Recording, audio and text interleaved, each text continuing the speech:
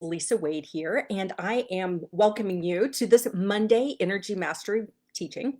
This is part of a larger The Energy of Leadership Mastery series that I have running through the end of the year.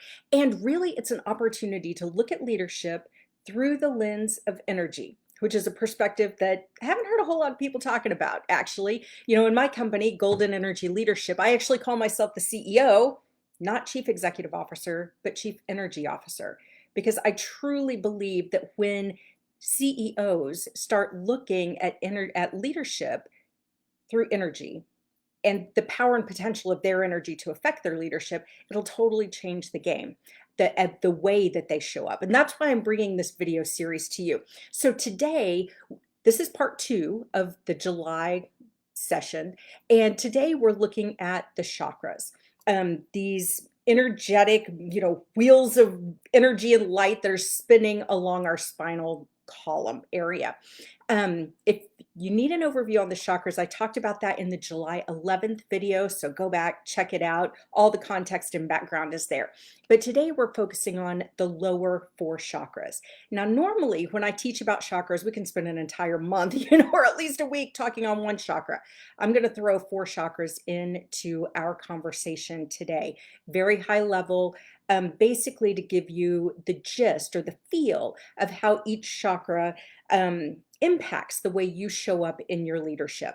Now, the way I teach is typically by contrast. So with chakras, they can be open or they can be closed. And I like to think of that more in terms of expansive or expanded energy, or more contracted or constrictive energy when they're closed. So that's the way I'll be presenting the information.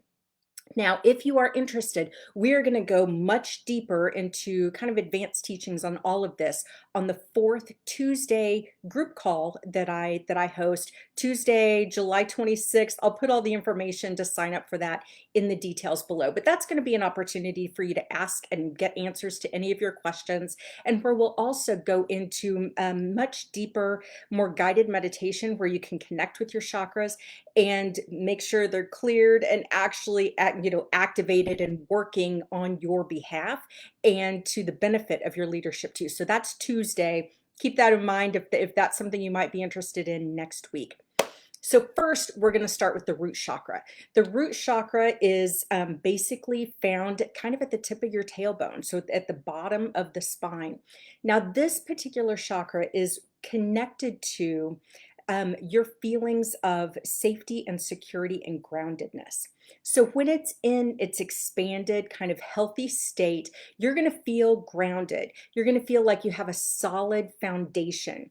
You're going to feel that stability and like there's safety, like you're safe to show up in your leadership. Your basic needs are going to be met. You're not going to be, worrying about where your next meal's coming from or the roof over your head.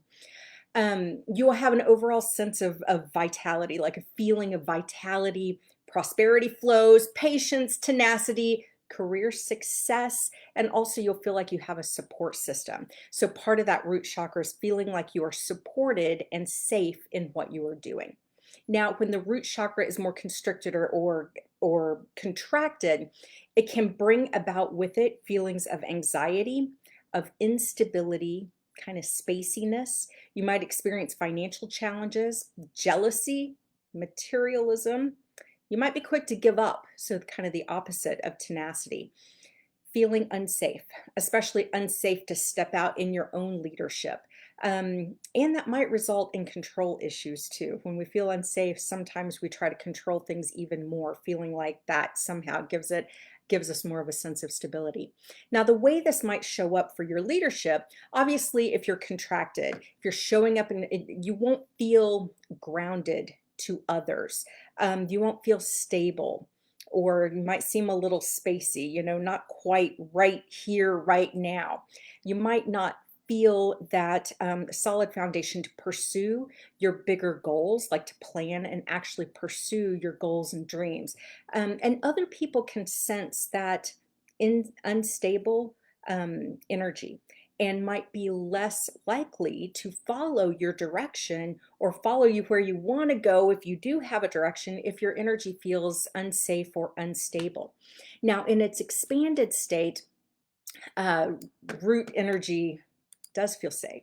It feels solid. It feels like there is a firm foundation. It feels that it is safe for you to set and actually go after your dreams, your ambitions, your career desires, and your own success. You know that you have the support. Your energy is grounded and really focused on moving forward. Other people can feel that. And when that stability and that groundedness is there, you are easier for other people to follow. It's easier for you to motivate them because they can feel safe in that energy as well. Now, the sacral chakra, this is going to be your second chakra. So think of it as about 2 inches below your belly button in the middle of your body. Now, the sacral chakra, absolutely one of my favorites. It is connected to the sense of creativity. It's also connected with all things like sensuality, intimacy, a willingness to actually feel the full range of human emotions, including joy and passion. It allows for an adaptability, a sense of connection. It's kind of the center of your body. So when your energy is solid there, then you feel more centered and balanced rather than off balance all the time. And it allows us to really tap into our body wisdom as well. And we've talked before about how our body is communicating with us all the time. Our sacral chakra helps us tap into that wisdom and understand the cues that our body's trying to send us. Now, when the sacral is contracted or, closed, not operating optimally, we can go into states of like isolation or victim mentality, feelings of guilt or joylessness. We can feel apathetic or ho hum because that passion is not there. We might be constricted in the range of emotions that we're actually willing to experience. We can fear intimacy. We can have creative blocks. We can have disdain or distortion for our own bodies, which can also mean that we're not fully showing up, that we don't want to be seen by others or by the world because it doesn't feel safe, but also because we're not satisfied with who and what we are right here. We can also go to extremes by either being overly sexual and like sexualizing everything, which especially in a workplace or professional setting can really be a problem, or we can be like completely disconnected from our own sexual urges or desires, our own sensuality, and have no sexual spark at all whatsoever. Now, in that contracted state, obviously over sexual or lacking any kind of passion or lacking any kind of creativity can be a challenge. For leaders, we do need to have passion about what we're doing, about how and why we're leading, and have creativity to solve those problems. People may never feel like they have a meaningful connection with you if your sacral chakra is off. Because it's like you keep everybody at a distance. You have that fear of intimacy, so you never really let people in very close. And you might come across as if you're just going through the motions without joy, with kind of a ho-hum attitude. And it's really hard for people to be motivated to follow someone who's leading with that kind of energy. And it can be hard for you to really pursue your own goals and desires if you're bringing that kind of energy, because it's the opposite of desire. So it can be a challenge. Now, when it's expanded, when your sacral chakra is healthy and expanded and energy's flowing through in a healthy way, you are a creative problem solver. You are, moving toward connection. You create connection for and with others. People feel that they matter to you and to the process. People get to feel that they're connected and that they matter.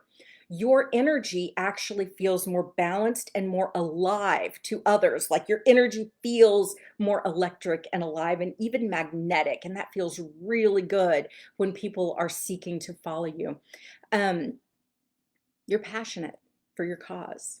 You've got that fire and that burning desire to make a difference. And that comes through. This moves us next to you. So you can see the first two chakras, why they're so important to how you're showing up. So people can feel safe in your energy and also be motivated and feel that burning desire, that passion that drives you. Now, the third chakra is the solar plexus chakra. So that sits kind of right in the middle of your belly, right? Your breadbasket, in between your waist and kind of your diaphragm, right in there. I like to think of it as like our own inner sun, like a big glowing ball of sun, just right there in the middle of our body. And this chakra is really connected with our own confidence. So when it is healthy and expanded, the energy that it brings forward is really one of confidence, of focus, of feeling empowered, of having that charisma and that will to actually get things done, like the drive and the will to do it. This is very much affiliated and associated with leadership. It's kind of the leadership chakra in a lot of ways in terms of how we're showing up, but also with clarity and with power, like owning our own power, but in a benevolent, not a malevolent way when it's a healthy energy driving it. Joy is also found here. You'll notice that some of these experiences are found in multiple different chakras, and there's reasons for that. But you'll see joy here. Also, our overall sense of self-esteem is here as well. That goes along with the confidence and knowing the value that we have to bring to the world.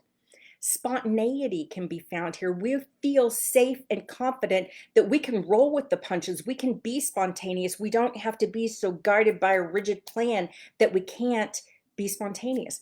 Humor is also here as well. We can feel safe to have some humor. Now, the other side of that, so the more constricted or closed up energy, along with the solar plexus chakra, can really present as lacking in self-worth or low self-esteem, anger, shame, bullying, which is interesting because so often bullies are ugly to other people to try to overcompensate or make up for their lack of value that they see in themselves. It can be critical or defensive. It can focus on other people's negative opinions of you rather than, or your perception of their negative opinions of you rather than your positive opinions of yourself.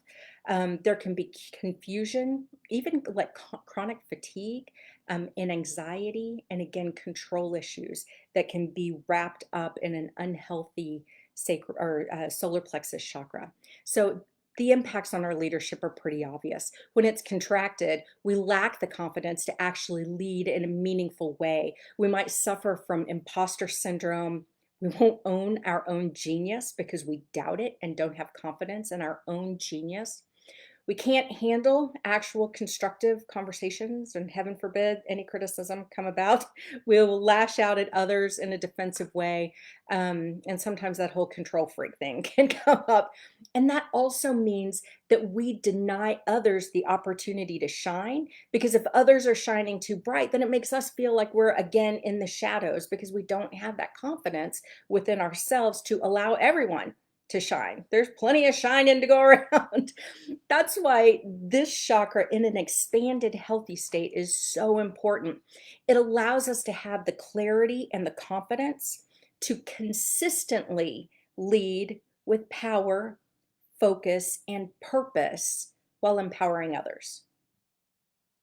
That's pretty damn important for leadership, and something that I think is so important for us to strive toward in our leadership, to get ourselves healthy so that we can lead for our own goals in that way, but so we can also be that kind of a leader for others, clear, confident, consistently leading with power, focus, and purpose to empower others as well.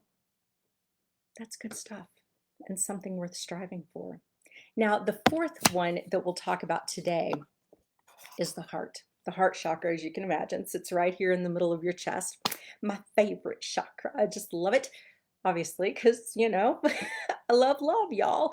And we shouldn't be afraid to bring our hearts to work. We should never be afraid to bring our hearts into a professional setting. This is where that whole idea of emotional intelligence comes from, is our ability to actually feel and to connect. So in its expanded, healthy state, the heart chakra allows us to feel things like gratitude and compassion, and yes, love, but also trust, to experience healing and connection, forgiveness, And this idea of interdependence rather than extreme independence or codependence, both of which can be unhealthy in their own ways. So the heart chakra allows us to feel and to connect, to love, not just love ourselves, which is part of it, also love others. And I mean that in the most, appropriate sort of way, value others for their inherent worth, not just what they can do for us. So in a contracted or constrictive state, the heart chakra energy can put off like antisocial behavior, depression. You might feel lonely or a lack of self-love. You can fear trust, like fear of trusting others or being open with others or being vulnerable with others.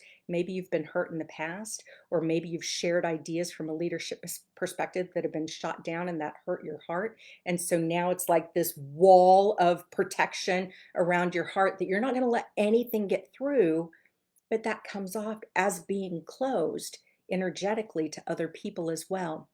It can lead to codependence, where we cling and hold on so tight to someone or something else that it practically strangles it, makes it hard to breathe, or extreme independence, which has been called a trauma response from being hurt in the past. By God, I'll just do it myself. I don't need anybody to get things done.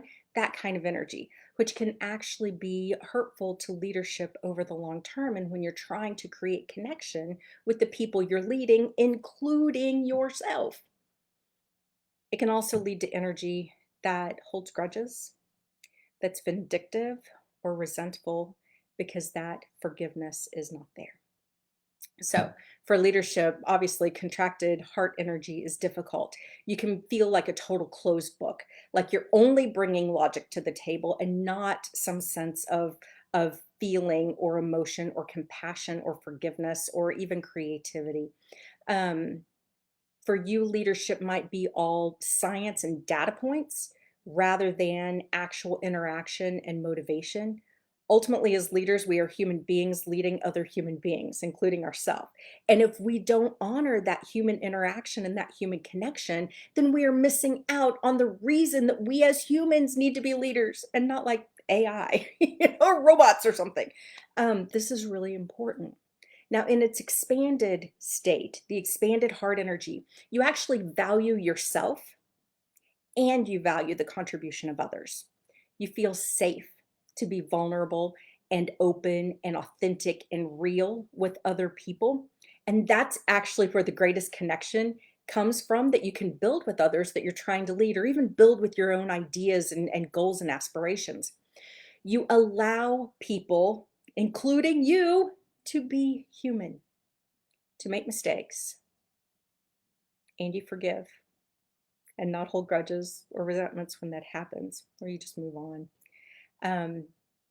You trust and you can be trusted. Leadership like that just feels so much better. You're not the bully with the stick all the time trying to beat people into doing what you want them to do, but you're actually leading them by being a real life human that might also make mistakes that they can relate to, because it's in our vulnerability that people relate to us even better. So these first four chakras, huge difference between the expanded and the constricted or contracted state. Huge difference in the way we show up as leaders. I would love to dive more into each one of these with you. What causes them to be expanded? What causes them to be constricted? What's closed our chakras in the past? And what the heck do you do about it if you know that some of your chakras might be struggling a little and could use an infusion of positive energy? If you are interested in knowing more along those lines, join me for the call on Tuesday. It's always the fourth Tuesday of the month, Tuesday, July 26th. We're going to do a group Zoom call. I'm going to answer all your questions. I'm going to go into a bit more advanced information about all of this, and we'll have some fun. Guided meditation. We'll actually get into the energy of your chakras. I also hope you'll join me next Monday, where we're going to talk about the upper chakras. So from the heart again, because I love it that much, on up through your crown chakra and the impact on your leadership there. I hope you have a fantastic week. Think about your leadership energy It matters. And together we are going to help you raise your awareness around your leadership energy so that you can make choices and show up in a way that's even more confident, connected, clear, focused, and driven toward meaningful and purposeful success. Have a fantastic day.